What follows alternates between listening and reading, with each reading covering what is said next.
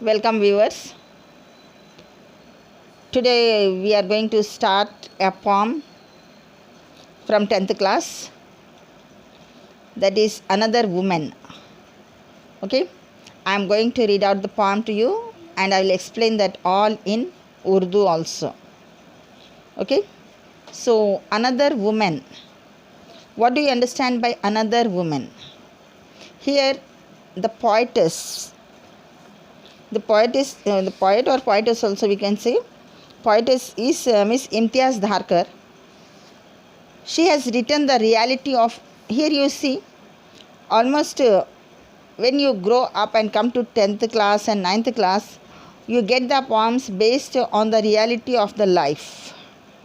ज़िंदगी की जो हकीकत है उस पर, अपना सोसाइटी में जो भी इश्यूज़ है उस पर हमको ज़्यादातर पोएम्स पढ़ने को मिलते हैं, क्योंकि अब आप लोग बड़े क्लास में आ रहे हैं, आप लोगों को भी ज़रूरी है कि दुनिया की सच्चाई क्या है, अपना सोसाइटी में क्या बुराइयां हैं, ये सारी चीज़ें ताकि आप लोग समझ सके। इसलिए आप लोगों को जो भी पोएम्स मिलते हैं ज़्यादातर इसी अवेयरनेस पे मिलते हैं कि दुनिया में जो बुराई हो रही उस बुराई को समझो और आप लोग ये फ़र्क कर सके कि अच्छा है या गलत है, और ऐसी चीज़ों से दुनिया वालों को, क्योंकि जाहिर सी बात है जब आप इल्म हासिल करते हैं तो आपके पास सब शऊर आता है कि ये अच्छा है, ये सही है, ये गलत है। इससे आप लोग जो लाशऊर लोग होते हैं, जिनके पास इल्म नहीं होता है, जो गलत करते हैं, उनको रोक सके। ये सारी चीज़ें बताने का मतलब आप लोगों को यही है, सिर्फ़ एक क़िस्सा या एक कहानी समझ के इन चीज़ों को लेना नहीं है। ज़ाहिर सी बात है कि आप लोगों को इस लिटरेचर, इंग्लिश एक लिटरेचर बोलते हैं इसको, इसमें क्या मिलता है, एक तो आप लोग लैंग्वेज सीख सकते हैं, दूसरी चीज़ आप लोग जब छोटी क्लास के बच्चे जो होते हैं उनको जो राइमिंग पोम्स रहते हैं, जिस के बच्चे पढ़ते हैं ट्विंकल ट्विंकल लिटिल स्टार, बाबा, ब्लैक शिप, ये सब तो उन लोगों को सिर्फ एक ज़बान को उनकी लैंग्वेज के ऊपर मोड़ने के लिए सिखाया जाता है, उसमें कुछ ज़्यादा कोई मीनिंग नहीं रहता है। लेकिन जब आप हायर सेक्शंस में आते रहते हैं तो आप लोगों को कुछ ऐसी पोएम्स मिलते हैं जिससे आप लोगों को कुछ सबक मिल सके, कुछ आप पे असर हो सके, जो अपनी सोसाइटी में जो बुराइयां हो रही हैं, जो दुनिया में जो बुराइयां हो रही हैं, उन चीज़ों को समझ सके और उसको दूर करने की कोशिश कर सके। अगर कोई कर रहे हैं तो उनको रोकने की कोशिश कर सके। ये उम्मीद, क्यों तालीम हासिल करना क्यों ज़रूरी है कि आपका ही फ़ायदा नहीं बल्कि आप आगे वालों को भी बुराइयों से रोक सकते हैं। तो अनदर वुमेन का मतलब यहाँ पर यह है कि इसमें, इस पोएम में ख़ास करके क्या बता रहा, जो अक्सर होता क्या है कि जब लड़की की शादी करके ससुराल में जाती है तो बहुत सारे ऐसे किस्से होते हैं कि वो लड़कियों पे टॉर्चर होता है, उनको हरास करते हैं, उनके साथ मारपीट होती है, खाने के लिए भी नहीं देते हैं। अक्सर ये भी सुनने में आया कि लॉकअप में डाल देते हैं, लड़कियों जो है रूम में बंद कर देते हैं, उन लोगों को बाहर आने नहीं देते, किसी से मिलने नहीं देते, काम ज़्यादा लग कराते हैं घरों का, और पूरा काम जैसे कि काम वाली है, और बहुत सारी कई किस्म की तकलीफ़ें देते हैं बच्चियों को। उतना ही नहीं बल्कि डॉवरी के लिए कि पैसे मंगाओ, वालिदैन से, अपने पेरेंट्स से पैसे मंगो, हमारे को ये होना, हमको वो होना, ये सारी बातों का जो बच्ची को टॉर्चर या हरासमेंट करते हैं, ये दुनिया में कई जगहों पे देखने को मिलता है। मतलब तकरीबन 50-60% में ऐसा, जो मैरिज के बाद में जो लाइफ होती है लड़की की, 50-60% लोग ऐसे हैं जो इससे मुतासिर, ऐसे हालात से अफेक्टेड हैं, ये बता सकते हैं। तो वैसे ही हालात में एक लड़की की जो किस्सा है जो उसके ससुराल में हो रहा, वो जो है यहाँ पर इम्तियाज़ धारकर इस पोएम में अच्छे से एक्सप्लेन करे हैं कि अब किसी पर्टिकुलर लड़की के बारे में नहीं बता रहे उन्होंने, लेकिन एक कॉमन चीज़ लेके बता रहे हैं कि क्या होता है, कैसे कैसे तरीक़े से झगड़े होते हैं घर में, कैसा कैसा करते हैं, और जो लड़की होती है वो कैसे फ़ील करती है, उसका जो असर होता है, उस पर जो असर होता है उसका उन्हें कैसे रिफ़्लेक्ट करती है, उसका रिएक्शन क्या होता है, फिर आखिरी में उसका अंजाम, उसका रिज़ल्ट क्या होता है, ये सारी चीज़ें हमको इस पोएम में मिलेंगी। ठीक है, तो अनदर वुमेन का मतलब असल में बता रही हूँ मैं, क्योंकि हर लड़की बेइंतहा लड़कियों के साथ बता सकते कि कई लड़कियों के साथ ऐसा होता है। और आखिरी में ज़्यादातर हम देखने में ये आया है कि लड़कियों को जला के मार डाले। ठीक है। तो ये जला के जो मार डालने का ये सिलसिला है ना, तकरीबन जब सर्वे किया जाता है कि ऐसे ससुराल वालों के हरासमेंट से कितने लड़कियां मरे हैं, तो हर साल every year thousands of incidents we come through, ठीक है। हज़ारों के ऐसे होते हैं जहाँ पे बच्चियाँ ससुराल वालों के हाथों गैस का तेल डाल के मरे गए, या नहीं तो फांसी पे चढ़ा दिए गए, या किसी न किसी तरीके से जो है मौत के मुँह में चले गए, ठीक है। तो वैसे ही लड़कियों में से ये भी एक औरत है, अनदर वुमेन। जो लड़कियां अक्सर सास ससुराल वालों के दहशत से या उन लोगों के ख़त्म करने से, उन लोगों के जुल्म से जो मारी जाती हैं, वैसी औरतों में से ये भी एक और अनदर वन, मतलब कि ये भी अलग और एक औरत है, ठीक है। अब देखिए पोएम स्टार्ट करते हैं। This morning she bought green methi. This morning का मतलब यहाँ पर ये सुबह नहीं होती, आज की सुबह। Morning she bought by, BUY, by होता है इसका हाल और बॉट होता है इसका माजी। Buy is present tense and bought is past tense for that. Green मेथी, हरी मेथी, यानी कि मेथी की भाजी जो होती है, और उसको इंग्लिश में बोलते हैं fenugreek leaves. In the market, कहाँ से लाई वो? In the market. Choosing the freshest bunch. और जब कुछ भी तरकारी ख़रीदते हैं तो क्या करते हैं अपन? जो सबसे ज़्यादा ताज़ा बंच, मतलब कि जो मेथी का कट्टा होता है, वो अच्छा चूज़ करके ख़रीदी। पिक्ड अप ए वाइट रेडिश। फिर मार्केट में क्या करें इन्होंने? एक वाइट कलर का रेडिश, मतलब कि मूली, एक वाइट मूली को चुने। Imagined the crunch it would make between her teeth, the sweet sharp taste, then put it aside, thinking it an extravagance, counted her coins out carefully, tied them a small bundle into her sari at the waist, came home, faced her mother-in-law's dark looks। अब यहाँ तक देखिए, आगे का भी इसका continuation है, लेकिन यहाँ तक मैं आप लोगों को समझा देती हूँ। पहले क्या करें? मार्केट में गए, एक ताज़ा मेथी का कट्टा ख़रीद लिए, फिर एक मूली उठाए, पिक्ड अप उठा के उसका सिर्फ तसव्वुर करें कि ये दांतों के बीच में जब चबाएंगे तो उसका क्रंच कैसा, क्रंच मतलब कि जो कर बोल के आवाज़ आती है ना कतरते वक्त, वो आवाज़ को महसूस करे, तसव्वुर में, सिर्फ सोच में, ख़्याल में महसूस करें। दांतों के बीच में दबाए तो कैसी आवाज़ आती, फिर उसका जो मज़ा आता है कैसा रहता, थोड़ा मीठा देता, फिर एक तेज़पन आता है उसके मज़े में, जिससे ज़बान कभी जलती भी है। Then put it aside. फिर क्या करे? वो उठा के वो सब सोचे, मज़ा सोचे, उसकी आवाज़ सोच के क्या करे? रख दिए बाजू में। क्यों? Thinking it an extravagance. क्या सोचे उसको? कि ये गैर ज़रूरी ख़र्चा होगा, इसकी ज़रूरत नहीं है, अगर मैं ले लूँ तो ख़र्चा ज़्यादा हो जाता, गैर ज़रूरी है वो बोल के रख दिए। काउंटेड हर कॉइन्स आउट केयरफुली। अब जो कॉइन्स थे उनके पास, कॉइन्स मतलब के पैसे थे, उसको बहुत ही केयरफुली गिन के क्या करें? टाइड देम, बांधिए उनको। ए स्मॉल बंडल। कैसे बांधे? एक छोटी सी बंडल, मतलब कि पोटली बोलते हैं, ठीक है। पोटली में छोटी सी एक पोटली बना के उसको बांध दिए। और ये अक्सर होता है गांव के लोगों में, गांव की औरतें, और ख़ास करके हिंदू की औरतें बता सकती हूँ मैं पे, क्योंकि मुस्लिम्स के पास ऐसे ये तरीक़े, ये ट्रिक्स नहीं करते हैं। मुस्लिम के लेडीज़ गाँव में भी ऐसे ट्रिक्स नहीं करते हैं। हाँ, अक्सर क्या होता है, एक बटुआ बनाते हैं, एक थैली के जैसा, छोटी थैली के जैसा, बैग के जैसा बनाते हैं, और उसको क्या करते हैं, एक डोरी रहती ना, मोटी थ्रेड जो रहता है, उसको एक लंबा बना के उसमें से पूरा जो थैली रहती है ना, उसको पूरा देते हैं, ताकि ऐसा खींचने से वो करीब आ सके, मुंह बंद हो जा सके थैली का, और फिर खोले तो खुल जाए, और उसको गले में से डालते हैं। ये होता है मुस्लिम औरतों का पैसे रख लेने का तरीक़ा अपने पास में। जबकि हिंदूज़ क्या करते हैं, वो सीधा पैसे लेके जो है एक पोटली के जैसा बन के ना कमर के पास ऐसा मोड़ के रख लेते हैं। दो तरीक़े होते हैं ये मोड़ के रखने के, या तो कमर के पास की साड़ी जो रहती है ना टोपने की, वो साड़ी में ही रख लेके साड़ी को मोड़ लेते हैं, एक तरीक़ा वो है। और दूसरा तरीक़ा वो है कि पल्लू होता है ना, पल्लू जो डालते हैं, उसके एक कोने में बन लेके वो पैसों का जो बंडल जहाँ पे बना हुआ है ना, वो लाके कमर के पास ऐसे टोप देते हैं। इन दो तरीक़ों से पैसे रख लेते हैं। तो अब इन्हों किस तरीके से करें नहीं मालूम, लेकिन वेस्ट दो भी जो तरीक़ा है दो भी ला के वेस्ट के पास ही रखते हैं। वेस्ट मतलब के कमर के पास।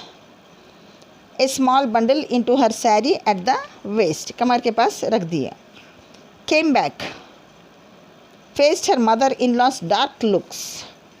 अब ये करने के बाद में क्या करें ना, घर को वापस आ गए। आते ही क्या करें, फेस मतलब कि सामना करना पड़ा किसको, उनकी सासू माँ के डार्क लुक्स। डार्क लुक्स का मतलब यहाँ पर कुछ काली लुक नहीं रहती, बल्कि बुरी जो एंगर में, जो गुस्से में जो नज़र रहती है ना सास की, वो नज़र का सामना करना पड़ा।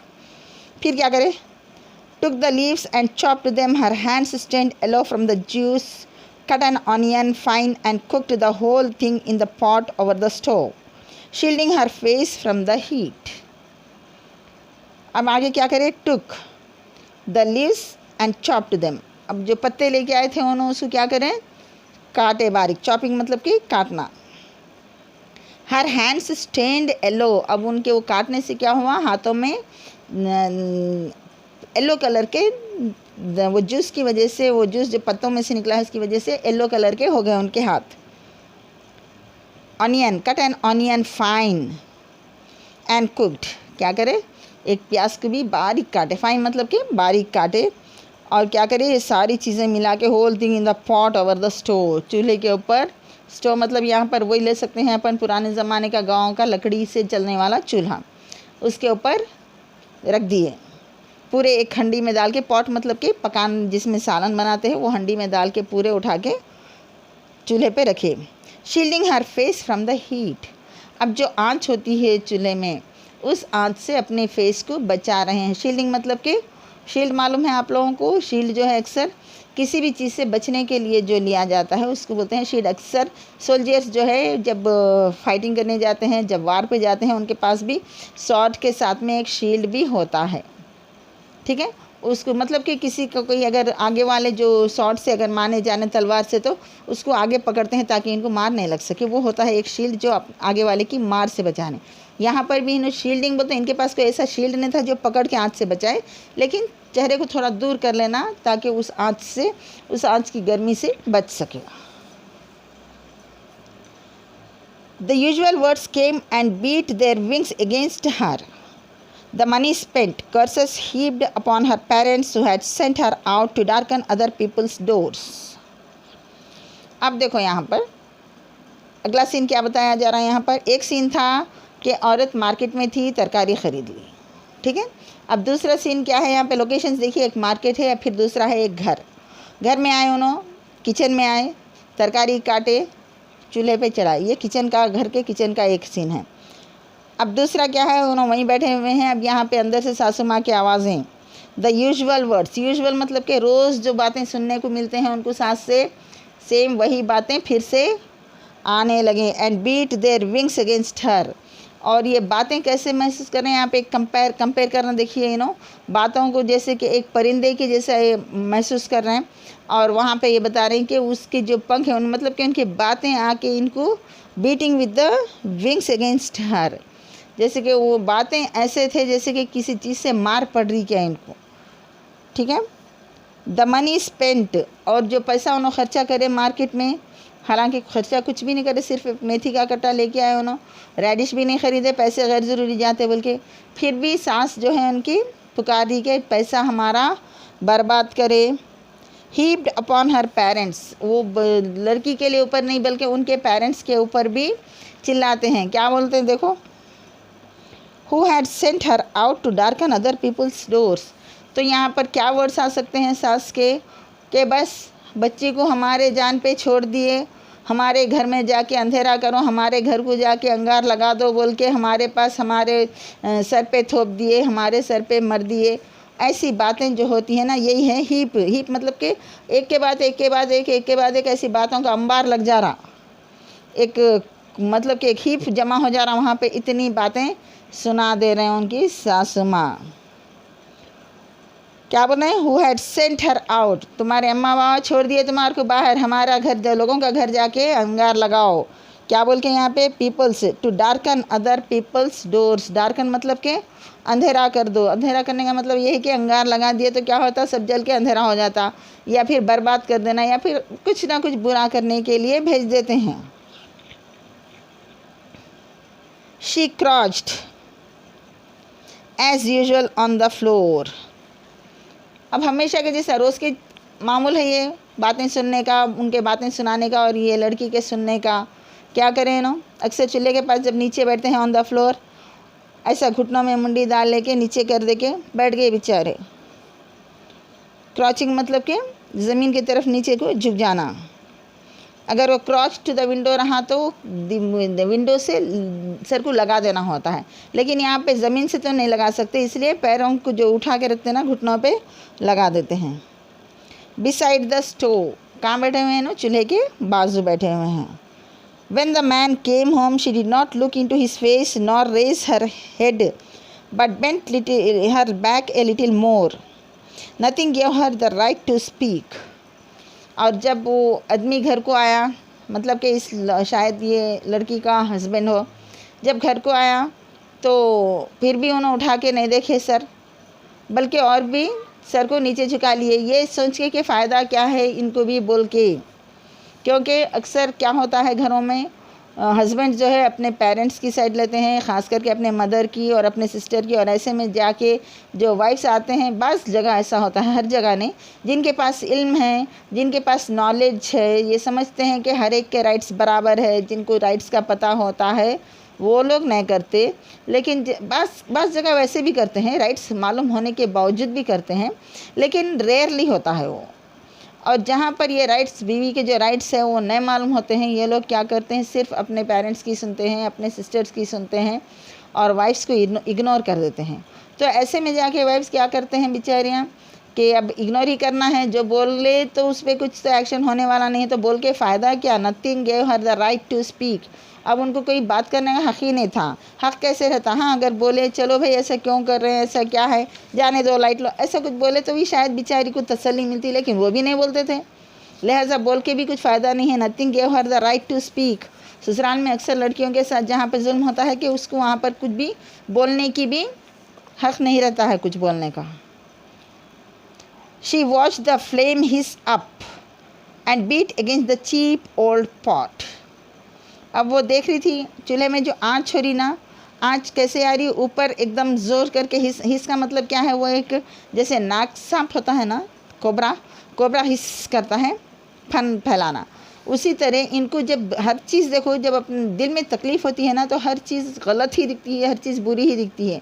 तो वो जो आँच हो रही थी, जो फ्लेम आ रही थी उस स्टोव में से, वो ऊपर ऐसे आ रही थी जैसे कि कोई सांप फुस उसका हिसिंग कर रहा, क्या वैसा महसूस करने थे नो। एंड बीट अगेंस्ट, और वो आके कहाँ पे मार रहा था उसका फन, against the cheap old pot, जो पुरानी हंडी चूल्हे पे रखे थे ना नो, वो मेथी पकाने के लिए, उसके बाजुओं पे मार रहा था, चीप था कहते वो। ए विंग ऑफ ब्राइटनेस, फिर यहाँ पर एक विंग मतलब कि एक हिस्सा ब्राइटनेस का, उजाले का, अगेंस्ट इट्स ब्लैक एंड चीक। अब हंडी कैसी होती है, ऐसे गोल आती है साइडों से, मालूम है आप लोगों को, हंडियाँ अक्सर पुराने ज़माने में घरों में पकाते थे, शायद आज भी कुछ घरों में मिट्टी की हंडियाँ, क्योंकि उसमें पका के हुआ खाना बहुत ही हेल्थफुल रहता है, इसलिए आज भी बाज़ घरानों में मिट्टी के हंडियों में पकवान होता है, मिट्टी के बर्तनों में, और खाना भी मिट्टी के बर्तनों में सुन्नत भी है। और तकरीबन लोगों को जो भी जिनके पास अवेयरनेस है कि मिट्टी के बर्तन हमारे हेल्थ के लिए अच्छे हैं, वहाँ पर आज भी वो यूज़ होता है। लेकिन जो स्टाइल एक जो मेंटेनेंस आ गया है उसमें आके जो है चीनी का बर्तन ज़्यादा यूज़ हो रहा, और क्या है अपने फाइबर का बर्तन ज़्यादा यूज़ कर रहे हैं। लेकिन हेल्थ के लिए सही देखा जाए तो मिट्टी का बर्तन ही सही होता है, पकाना भी उसमें, खाना भी उसमें, पानी पीने के लिए भी वही यूज़ करना। और आज पानी पीने के लिए देखिए रंजन लेके जाते हैं, बड़े बड़े धुपका लाते ही घड़े लेके जाते हैं, क्योंकि क्योंकि हर घर में आज भी फ्रिज है, फ्रिज बगैर का घर नहीं है आज, लेकिन फिर भी मिट्टी का बर्तन, मिट्टी के रंजन जो ये क्यों यूज़ होते हैं, क्योंकि क्या है बोलते ये इसमें जो पानी पीते हैं हमारे को हेल्दी रहता है वो पानी, और जो पकवान भी होता है उसमें वो भी हेल्दी होता है। तो यहाँ पे वही बता रहे हैं कि वो जो हंडी है ना, हंडी के जो ऐसे उभरे हुए हिस्से हैं उसको चीक से, मतलब कि इंसान के जो गाल होते हैं कल्ले, उससे कंपेयर कर रहे हैं। तो वो बता रहे हैं कि ये जो आँच आ रही थी ना एकदम ब्राइट आके जो है सो उसके ब्लैक एंड, मतलब कि जब बार बार आँच लगती है तो काले हो जाते हैं ना पूरे, तो वैसे ही काले चीक्स को मार रहा। तो यहाँ पर देखिए आप लोग एक चीज़ समझने से है, अगेंस्ट इट्स ब्लैक एंड चीक। तो यहाँ पर एक ख्याल ये भी आ सकता है कि ब्लैक एंड चीक मतलब कि चीक औरत के भी रह सकते हैं, तो कहीं ब्लैक एंड चीक औरत के हो सकते हैं ना, एक डाउट आता आपको। लेकिन इस डाउट को मैं क्लियर कर दूँ आप लोगों को यहाँ पर कि इट्स ब्लैक एंड, अगर औरत के रहते तो हर ब्लैक एंड आता था वहाँ पे, लेकिन यहाँ पर इट्स लिखा है। इट्स मतलब कि वो बेजान चीज़ होती है, और वो बेजान चीज़ जो है चूल्हे पे जो है वो हंडी है, वो हंडी के ही बाजुओं को चीक्स बोल के बता रहे हैं यहाँ पे। This was the house she had been sent to, the man she had been born to, the future she had been born into. अब यहाँ पर क्या बता रहे हैं, ये वो घर था। अब देखिए बेचारी की ज़िंदगी कैसी हो रही है। This was the house she had been sent to, ये वो घर था जहाँ पे उसको बेचारी को भेजा गया, और यही आदमी था जिससे उसको बांध दिया गया। She had been bound to, bound मतलब के बाइंड, बांधना, बाउंड होता है बाइंड का पास्ट टेंस, तो पास्ट टेंस मतलब के माजी, बाइंड मतलब कि जोड़ दिया गया। The future she had been born into, और उसका मुस्तकबिल, उस औरत का मुस्तकबिल ये है जिसके लिए वो पैदा हुई थी।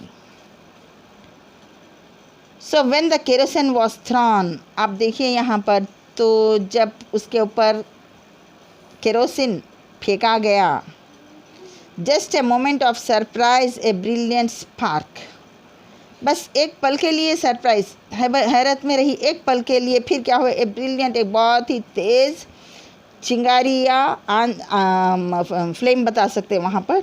It was the only choice, वो सिर्फ वही एक चॉइस होता है जहाँ पर शिद्दत औरतों के साथ, बहुओं के साथ जब जुल्म इंतहा को पहुँच जाता है, तो वहाँ पे अब क्या चॉइस बचता है, एक ही रहता है कि ये गैस का तेल डालो और अंगार लगा दो। That she had ever non, जो उसको मालूम था बस वही वो मोमेंट आ गया।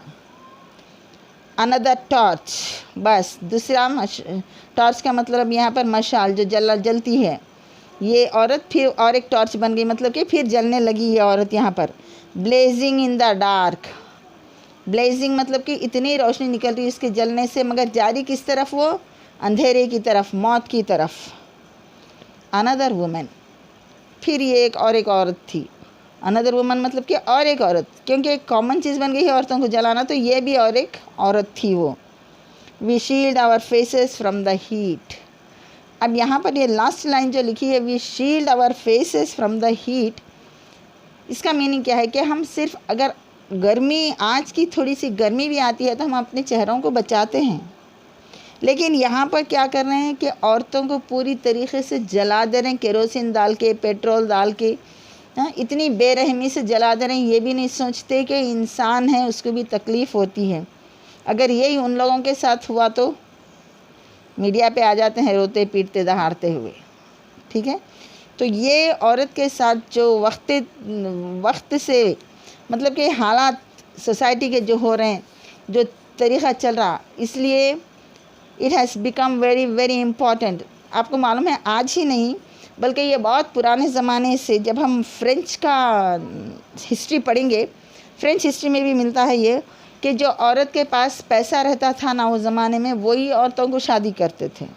जिसके पास उसके फादर से मिलने वाली कोई प्रॉपर्टी है या बहुत सारा पैसा है, वैसे ही औरतें शादी करते थे। और कैसा शादी करते थे, जो ट्रेडर्स होते हैं, जो बिजनेसमैन होते थे, वो लोग शादी करते थे उन लड़कियों से, और वो लड़कियों का पूरा पैसा उन्हें अपने बिजनेस में इस्तेमाल करते थे, पूरा पैसा। आज जैसे राइट्स निकले हैं लेडीज़ के लिए, जो राइट्स है कि राइट टू प्रॉपर्टी भी एक फंडामेंटल राइट बन गया है लेडीज़ के लिए, और right to own the property भी बना हुआ है, और right to have the share from parents property and husbands property. अब यहाँ पर हमारे कॉन्स्टिट्यूशन तो देता है राइट, एक औरत को दो तरफ से मिलती है प्रॉपर्टी, उसके पेरेंट्स से भी मिलती है और उसके हस्बैंड से भी जो प्रॉपर्टी है उसमें भी उसका शेयर होता है।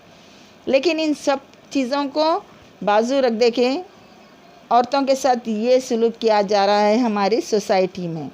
इसलिए अगर आज पैसा नहीं भी है तो एक दौलत है जो औरत अपने में लेना चाहिए ताकि अपने फ्यूचर को सेव कर सके, वो है education. Education is the greatest power.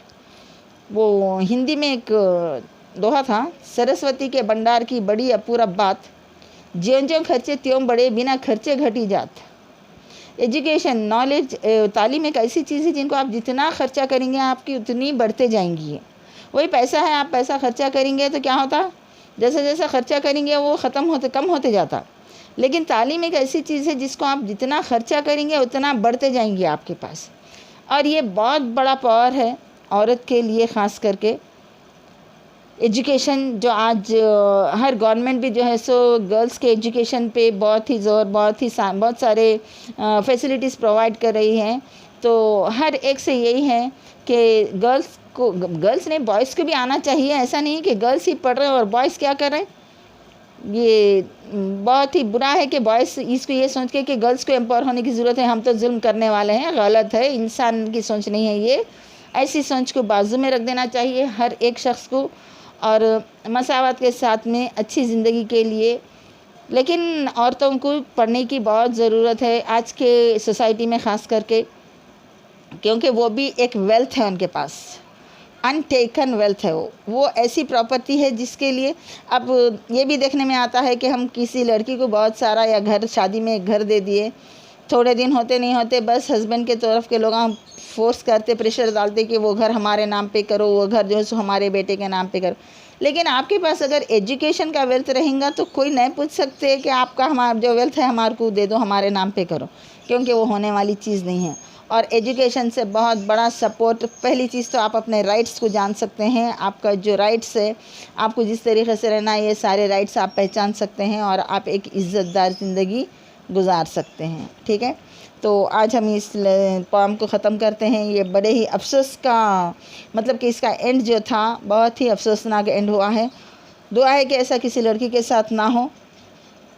ठीक है, उम्मीद करती हूँ आप लोगों को समझ में आ गया होगा ये पूरा पोएम। और वीडियो को लाइक कीजिए, सब्सक्राइब कीजिए, शेयर कीजिए। अगर कुछ डाउट्स है तो कमेंट सेक्शन में लिख के भेजिए। बाय।